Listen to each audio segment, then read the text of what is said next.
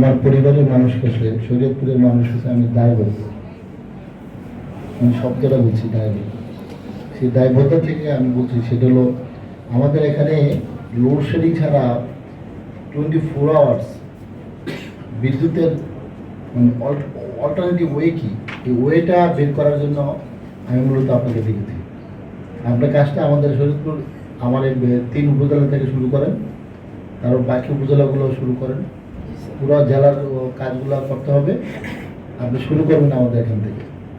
সেখানে আপনার কি কি লাগবে, ট্রান্সমিটার, আপনার ওভারহেড কেবল, আপনার লাইন, আপনার ডুয়েল লাইন, কি লাগবে, কি করতে হবে।